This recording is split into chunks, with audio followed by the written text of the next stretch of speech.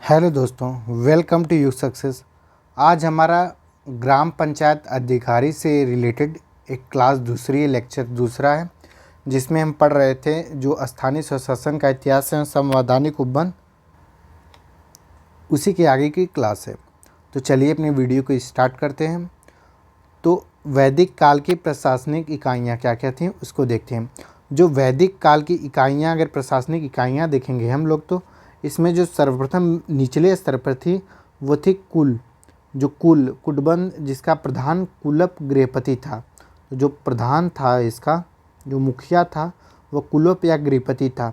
जो कुल या परिवार के जो मिलने से जो मिला था, जो कुल मिले, फिर कुल मिले उसमें तो ग्राम बना। कुल मिला तो ग्राम बना, जिसका प्रमुख था ग्रामणी। आज जब ग्राम मिला तो जाके विश्व बना। ग्राम जब मिला तो विश्व बना। अब विश्व के प्रधान को विश्वपति कहा गया। आज जब विश्व मिला, विश्व मिले, तब जन बना और जन का प्रधान गोप कहलाया। और जब जन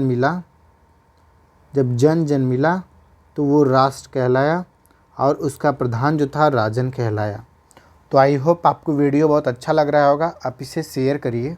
आपके एग्ज़ाम पॉइंट ऑफ व्यू से इसमें सारे डिटेल वीडियो प्रोवाइड कराए जा रहे हैं जो आपके लिए लाभप्रद होंगे। फिर इसके इम्पोर्टेंट पॉइंट को देखें तो प्राचीन काल में जो नगर होते थे ना, उनको पुर कहा जाता था। जो नगर होते थे उनको पुर कहा जाता था। मुखिया जो था उससे नागरिक के नाम से जानते थे। मुखिया को जो नागरिक के नाम से जानते थे। सेकंड पॉइंट, स्थानीय निकाय केंद्रीय नियंत्रण से पूरी तरह से मुक्त होते थे।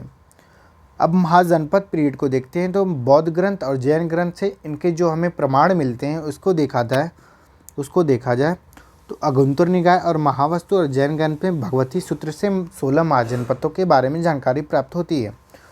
तो अगर इन 16 महाजनपदों में गणतंत्रात्मक शासन व्यवस्था कहाँ पर थी, तो उसमें उन महाजनपदों का मुखिया वहाँ की जनता के द्वारा निर्वाचित होता था। महाजनपद काल में यहाँ का मुखिया जो होता था वो सीधे जनता के द्वारा निर्वाचित होता था।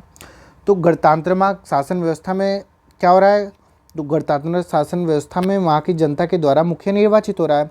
तो ऐसे कौन कौन से गणतंत्रात्मक शासन वाले राज्य थे, महाजनपद थे? तो पहला वज्जी था, दूसरा कुरु थे, तीसरा मल्ल थे, चौथा कंबोज थे, पांचवा पंचाल था। तो 5 ऐसे गणतंत्रात्मक शासन वाली व्यवस्था वाले महाजनपद थे जिनमें गणतंत्रात्मक व्यवस्था लागू थी। चौथा पॉइंट देखिए, मौर्य काल में यदि हम लोग देखा जाए तो मौर्य काल में स्थानीय जो स्वशासन संस्थाएं पाई जाती थीं, यहाँ पर भी जिसका उल्लेख कौटिल्य के अर्थशास्त्र में मिलता है। वृद्धजनों की एक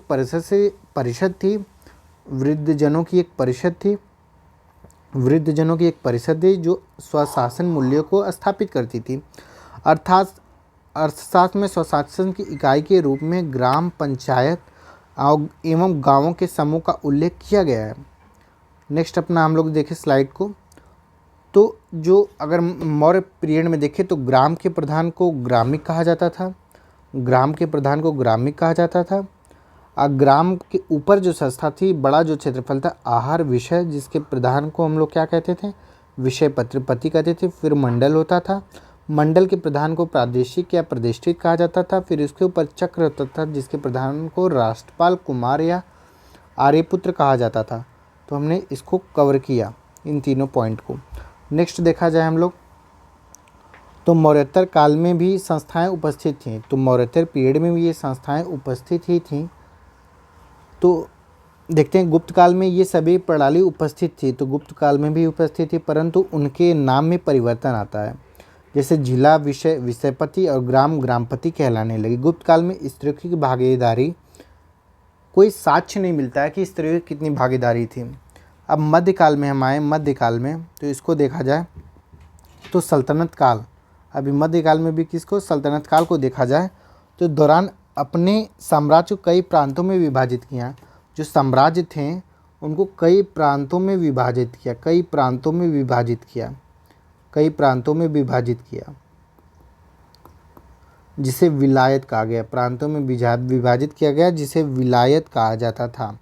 ये क्या थे? प्रांतों को ही विलायत भी कहते थे, विलायत। प्रशासन के लिए महत्वपूर्ण अधिकारी को देखा जाए मध्यकाल में तो वो हैं, प्रशासन का कार्य कौन देखता था? मुकद्दम देखते थे। राजस्व संग्रह पटवारी होते थे। पंचों की सहायता विवादों का समाधान करने के लिए चौधरी। तो मुकद्दम क्या करते थे? पटवारी जो मुकद्दम प्रशासन देखते थे, पटवारी राजस्व संग्रह देखते थे और चौधरी देते पंचों की सहायता से विवादों का समाधान करते थे। स्वशासन के संबंध में उन्हें अपने अधिकार क्षेत्र के अंतर्गत पर्याप्त शक्तियां प्राप्त थीं। इन स्वशासित संस्थाओं में स्त्रियों की भागीदारी का कोई प्रमाण नहीं मिलता है। अब मुगल काल को हम लोग देखें, मुगल काल पीरियड में क्या हो रहा था। तो मुगल काल में कानूनगो कृषि जो कानूनगो थे उनको देखा जाए, कानूनगो जो थे उनको यदि देखा था तो कृषि व लगान से संबंधित सभी प्रमुख कार्यों को देखता था। कौन? कानूनगो, कृषि और लगान से संबंधित कार्यों को। नेक्स्ट पॉइंट, गांव की शासन व्यवस्था सुसंगठित थी। पंचायतों के लिए पांच व्यक्तियों अर्थात पंचों के लिए निश्चित मापदंड होते थे। किसी भी गांव में 5 ऐसे व्यक्ति जो अलग अलग 2 गुणों से धनी हुए होते थे, पंच चुना जाता था।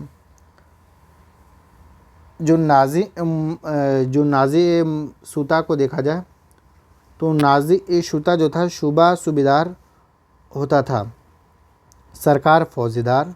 पहले हम नीचे से देखते हैं, इसे नीचे के ऊपर से नहीं, बॉटम टू अप देखते हैं। हम पहले का बेसिक जो निचले स्तर पर गांव स्तर पे थे कानूनगो। फिर उसके ऊपर परगना थे जो शिकदार, जिसका प्रमुख शिकदार या आमिल कहलाता था। और सरकार के ऊपर फौजदार था, नहीं सरकार का जो मुखिया था फौजदार था। और सूबा, इसके ऊपर सूबा था जिसका मुखिया सूबेदार था, प्रधान सूबेदार था। इन सबको नाजिम ए शूता नामक इस सबको कोलैबोरेट करके इसका देख रेख करता था। नेक्स्ट देखा जाए ब्रिटिश काल में स्थानीय स्वशासन ग्राम को देखा जाए तो ग्राम पंचायतों की स्वायत्तता समाप्त हो गई। जब ब्रिटिश काल आया ना तो इसने निचले स्तर पे जितनी थी चीज़ें उसको ख़त्म करने का प्रयास किया और एक कमज़ोर संस्थाएं हो गई। मेटकाफ भारतीय ग्राम, क्योंकि इन्हें रक्त और आचार विचार में ऐसे व्यक्ति बनाना था जो ब्रिटिश वस्तुओं को अधिक से अधिक कंज्यूम करे। मेटकाफ भारतीय ग्राम समुदाय छोटे से छोटे गणराज्य हैं जो पूरी तरह से आत्मनिर्भर हैं और अपने लिए आवश्यक सामग्री की व्यवस्था स्वयं कर लेते हैं और सभी प्रकार के बाहरी दबावों से मुक्त होते हैं। तो ये मेटकाफ का कथन था। फिर नेक्स्ट पॉइंट हम लोग देखा जाए ऐतिहासिक पृष्ठभूमि के अंतर्गत तो वारेन हेस्टिंग भारत में विकेंद्रीकरण के पक्षधर थे वारेन हेस्टिंग, और इन्होंने इससे संबंधित एक प्रस्ताव भी पारित किया। बट इस प्रस्ताव के विरुद्ध 1786 में एडमबर्ग महाभियोग प्रस्ताव पारित करते हैं और गांव की परंपरागत एवं मजबूत प्रशासनिक व्यवस्था को तोड़ने का प्रयास करते हैं, उसको चोट पहुंचाते हैं। फिर नेक्स्ट देखा जाए हम लोग इसके आगे का देखा जाए तो 1854 की घटना को अब देखते हैं हम। 1854 में क्या होता है कि मद्रास में नगरों में इन संस्थाओं के विकास का प्रयास किया जाता है, नगर निगम की स्थापना की जाती है जो बहुत ही बड़ा कदम होता है। फिर 1870 में मेयो प्रशासनिक दक्षता और कुशलता है तो शक्तियों के विकेंद्रीकरण की बात करने लगते हैं, किसकी? प्रशासनिक दक्षता और कुशलता के लिए। तो ये भी एक कदम था। और शहरी नगर पालिकाओं में निर्वाचित प्रतिनिधियों की अवधारणा की बात शुरू हो गई है। इनके वित्तीय रूप से सशक्त बनाए जाने की भी आवश्यकता पर बल दिया गया। नेक्स्ट पॉइंट देखा जाए तो बंगाल चौधरी एक्ट 1870 जो था, जिला मजिस्ट्रेट ने गांव में मनोनीत सदस्यों की पंचायत स्थापित करने का सुझाव दिया था। फिर नेक्स्ट इसके पॉइंट को हम लोग देखें, रिपन के काल को देखें तो रिपन जो था इसके काल बहुत ही इंपॉर्टेंट काल है एग्ज़ाम पॉइंट ऑफ व्यू से, क्योंकि भारतीय स्थानीय स्वशासन का जनक किसे ज़्यादा कहा जाता है तो रिपन को कहा जाता है। 18 मई 1882 का दिन था। स्थानीय बोर्ड का गठन किया जाता है जिसका अध्यक्ष गैर सरकारी मनोज सदस्य हो रहा था। क्या इसमें क्या देखें हम लोग, इसका जो अध्यक्ष था वो गैर सरकारी मनोनीत सदस्य तो होता था। स्थानीय लोकतंत्र का मैग्नाटा भी कहा गया है जो रिपन ने प्रस्ताव दिया। उपखंड तालुका बोर्ड के ऊपर जिला बोर्ड, 2 खंडों का स्थापना की बात की गई, उपखंड तालुका बोर्ड और जिला बोर्ड। 1907 में C.H. हाउस की अध्यक्षता में एक आयोग का गठन हुआ। राजकीय विकेंद्रीकरण आयोग और सिफारिश, भारत में राजनीतिक विकेंद्रीकरण की स्थापना होनी चाहिए। कौन? C.H. हाउस ने इसकी वकालत पेश किया।